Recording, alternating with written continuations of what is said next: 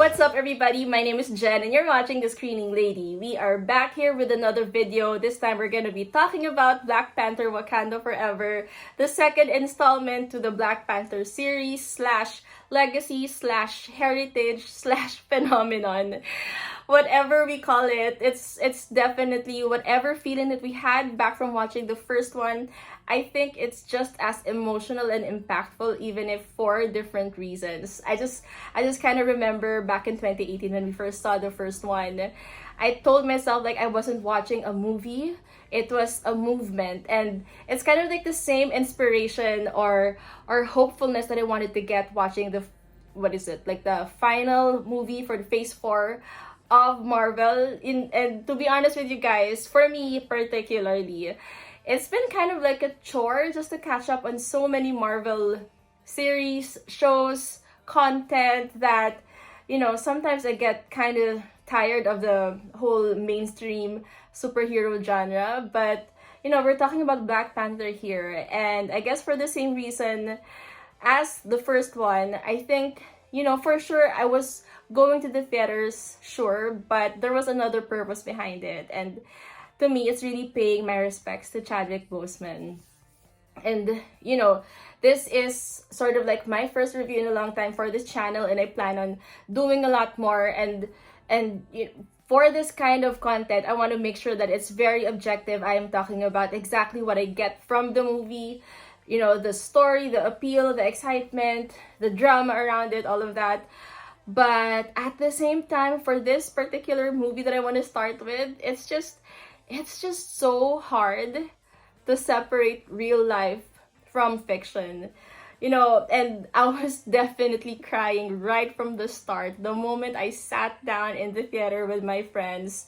And what it looked like in the movie, of course, is Wakanda was mourning for the sudden loss of their King T'Challa. I don't know why I'm being breathless. I might choke up again, but basically, we saw the nation mourn for their leader. But at the same time, us as a whole, I think we were giving a proper send-off to Chadwick Boseman also. That graffiti of him like up the wall is something that is just replaying in my head. And not only that, but we were part of a whole nation just paying respects to the legend that is Chadwick Boseman. And it was just from the beginning. I especially like it because of that first sequence alone. Everything I missed about Black Panther was there. The richness, the culture, the costume, the set pieces, the music. It just elevated the emotional impact it had. And at the same time, that sequence sort of ended with Angela Bassett, just making sure she showed how strong she was with all the effort and energy she could to muster all that. And at the same time, we saw Shuri just kind of break down and not accept it. So in a way, it was telling us like what the character choices would be, what the character arc we would expect towards, as we go through the whole film, right? And it's just the first part too. It showed us the Marvel credits, and it was just a tribute to Chadwick Boseman, and the whole theater was just quiet except for my sniffing, snorting, and all of that, just because I couldn't handle it immediately. I started the movie already crying. So as I was watching the movie with my friends, I was just thinking to myself that I think Angela Bassett definitely carried the first third of the film. No, maybe it's not just Angela Bassett, but Angela Bassett's arms. I guess that woman is strong AF, and she commandeers she demands respect from you, like just from standing up or something. So she's awesome. But at the same time, I think Letitia Wright, just the choices that her character makes, or even her acting choices, her nuances, it's a bit soft, gentle, but at the same time, she's going through something. So sometimes some of her lines would be passive aggressive, destructive, but that's how we are, right? We go through different stages of grief and all that. But bottom line, what I want to say is that Letitia Wright's performance just sold me completely about going through the stages of grief. And towards the end scene, the post-credit scene, where it was just silent. And oh my god, it was just her, finally letting go, remembering all her moments with her brother slash King T'Challa. Why am I still okay? It's what I want to say is that her catharsis was sort of my catharsis also. And at the same time, what I really liked how the film dealt with it was, it didn't close the chapter for T'Challa at all, right? Since this is a spoilery review, I trust that you all have watched it also. I really loved how we ended with hope, with, Toussaint or the Prince T'Challa instead. So it's really just super amazing for me how we were able to deal with that. So at the same time, in the second installment, we got to meet two new characters, at least two real new characters that stood out for me. Number one, Riri Williams. I can't remember the name of the actor right now, but I'll make sure to check it out later. But the actress who played Riri Williams, I absolutely love her already. I love her energy, her sassiness just a bit. Her, she's obviously the new Iron Man in a way, but basically Ironheart, we know also of course that there will be another series where she will star and all of that. So I feel like, it's still part of the formula of Marvel that, with every movie now, there's something that just puts, elements of next things to enjoy. I don't know. I like her. I like the character. I like how, she was able to help with battle scenes, the tactical scenes and all of that. And at the same time, it was just a very Marvel formula. So, it just passed through me at the same time. But who I want to talk about also is Namor / the very hot Tenoch Huerta. I have zero knowledge on who he is, but all I know, of course, that he is the antagonist in this installment. And while he's that, I feel like he wasn't quite much of a villain, in the sense wherein Killmonger, was the antagonist as well. But both of these characters drew really great points. I don't want to compare, of course, but I'm just saying that there are parallelisms in terms of, with the writer and the same director, of course. It's really great how they're able to, define antagonists that, come from different backgrounds and have different reasons also. And it's just making sure that we are thinking about it too. It makes us think. Namor, I would say, in essence, doesn't have to be hot, right? Like, he's got pointy ears and winged feet. How is he hot?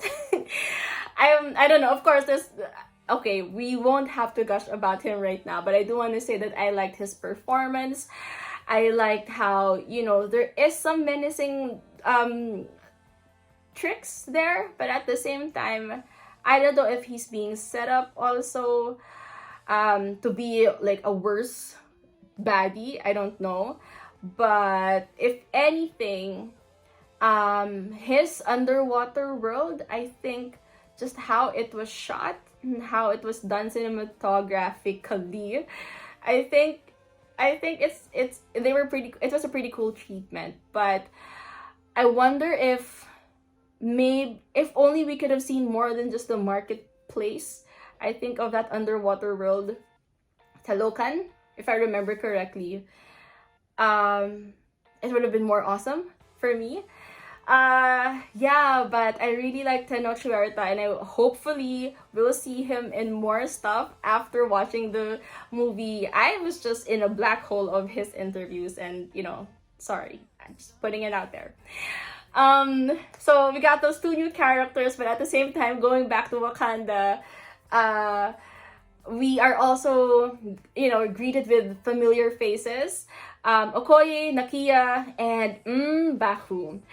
I have a couple last thoughts about those two characters, because while I definitely like Nakia, what her role is to preserving the legacy of T'Challa, I I like how, I don't know where I read how Lupita Ngoyo just knows a lot of languages, and how she delivered, was it Mexican or Spanish? It just rolled off her tongue so easily.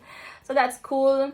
Okoye, I am not quite sure. Denegre, of course, she is a really great actress. But at the same time, the sort of stripping off the ranks was a little bit, you know, I mean, I would expect for it to happen or something like that. I don't know, it's just part of a formula that I have grown desensitized to, I guess.